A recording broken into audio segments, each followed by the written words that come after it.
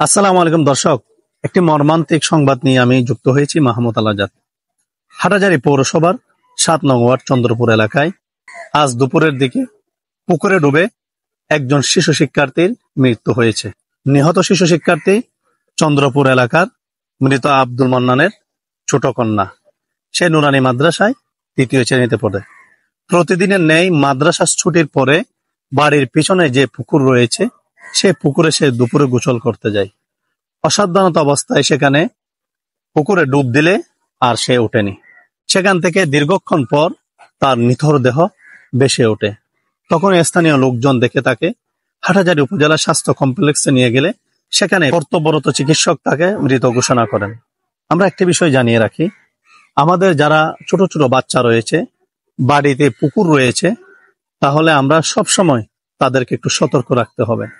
সন্তানরা যখন পুকুরে একা নামে তখন দুর্ঘটনা ঘটবে, কারণ সে সাঁতার জানে না।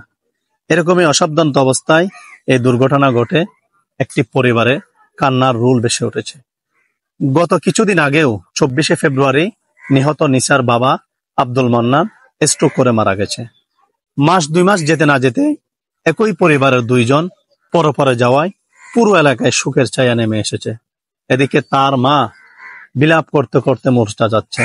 পুরো এলাকায় যেন শোকের ছায়া নেমে এসেছে, আকাশ বাতাস ভারী হয়ে উঠেছে।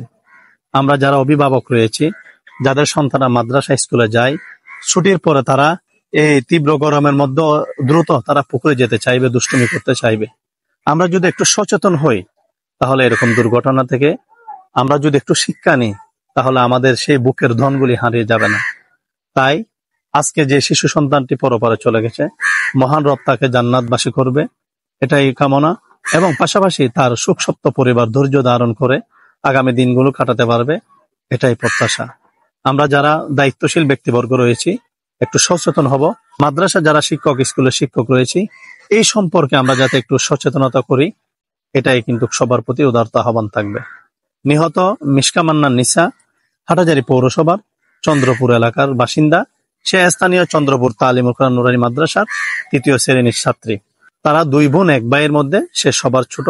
তার বড় বোন স্থানীয় আল হুদা মহিলা মাদ্রাসার শিক্ষার্থী, পাশাপাশি তার ভাই একটি স্কুলের শিক্ষার্থী। একটি পরিবারের অভিভাবকও হারিয়ে গেছে, তার মধ্যে ছোট সন্তানটিকেও হারিয়ে গেছে। এই হারানোর সুখের মধ্যে কেমন ভাবে তাদের সংসার জীবন কাটাবে, মহান রব তাদেরকে সেই ধৈর্য ধরার তৌফিক দান করুন। আজ বাদে মাগরিব তার জানাজা সম্পন্ন শেষে স্থানীয় কবরস্থানে দাপন করা হয়েছে। আসুন আমরা একটু সচেতন হই, এরকম দুর্ঘটনাগুলি থেকে একটু সচেতনতার মাধ্যমে দুর্ঘটনাগুলো কমতে থাকবে।